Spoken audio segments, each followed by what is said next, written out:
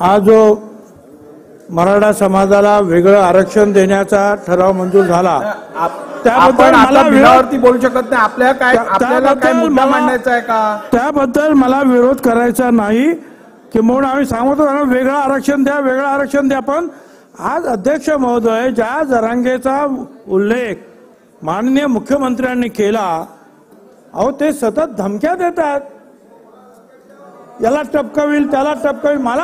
मला स्वतःला धमकी. अध्यक्ष महोदय काय आहे अध्यक्ष महोदय?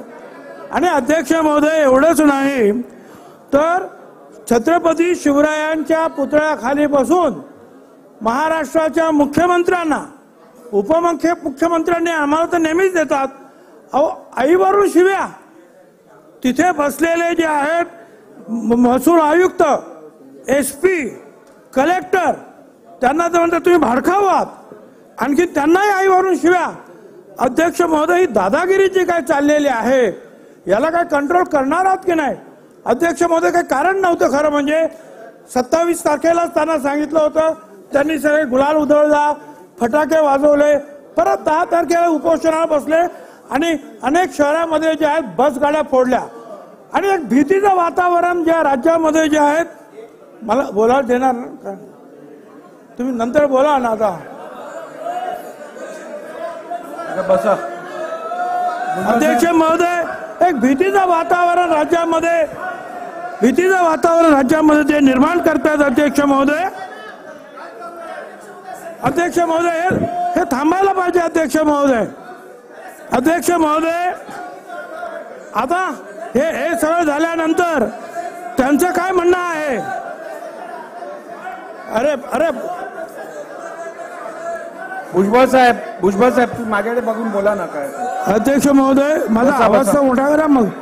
अध्यक्ष महोदय आता ते काय म्हणतात की मी उठणार नाही, म्हणजे यांचं आंदोलन चालूच. आपण मराठा समाजाला वेगळं आरक्षण द्यायचा ठराव केला तरी आरक्षण म्हणजे यांचं चालू. यांच्यावर काय बोललं की आम्हाला ते धमकी देणार. अध्यक्ष महोदय आता त्यांचं म्हणणं की आम्हाला हे आरक्षण नको, आम्हाला OBCतच आरक्षण द्या. अध्यक्ष महोदय त्यांची दादागिरी आणि जी काही खोटेपणा आहे तो त्यांच्याच बरोबर काम करणारे भंडारा डोंगरावरचे अजय महाराज बारसकर हे जे महाराज आहेत त्यांनी सुद्धा आता स्पष्टपणे सांगितलंय समाज मीडिया माध्यमातून की हे जे आहेत हे ग्रस्त ऐकणारे नाही. साहेब आपण 1 मिनिट बसा. 1 मिनिट मला बोलायला देत नाही. भुजबळ साहेब आपण आपल्या सुरक्षेसंदर्भात चिंता व्यक्त केली, त्याची मी नोंद घेतलेली आहे. जर का आपल्याला कुठच्याही प्रकारच्या जीवहानीची संभावना वाटत असेल तर त्या संदर्भातली चिंता आपण व्यक्त करणं रास्त आहे. सभागृहासमोर आपण जी चिंता व्यक्त केली आहे त्याची नोंद घेतली गेली आहे. शासनाने या विषयाची गंभीर नोंद घेऊन उचित उपाययोजना करावी. अध्यक्ष महोदय हे आंदोलन सुरू असताना ते आपण काही बोललो की ताबडतोब धमकी देणार. ते म्हणतात की आम्हाला OBC मध्येच आरक्षण द्या. हे आजचा जो ठराव त्यांना मंजूर नाही. अध्यक्ष महोदय ते बारसकर महाराज ते सुद्धा तेच सांगतात. त्यांनी एक काल जे क्लिपिंग दाखवली त्याच्यामध्ये एक बबनराव वाळेकर साहेब मला बोलू दे ना. अध्यक्ष महोदय मांडलं तुम्ही आता किती अजून मांडलं? नाही 30 सेकंदात संपवा. 30 सेकंदात संपवा.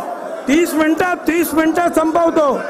30 मिनिटांमध्ये लवकर संपवा. आता संपवा. तर अध्यक्ष महोदय जे आहेत त्यांनी सुद्धा सांगितलं की हे जे आहे यांचं मारुतीचं शेपूट वाढतच जाणार. हे शिवीगाळ करतात. ते बारसकर महाराज त्यांना समजायला गेले. तुकाराम महाराजांच्या डोंगरावर येते त्यांचे वंशज ते म्हणतात. ठीक आहे भुजबळ साहेब 30 सेकंद दिले संपले. आता बसा.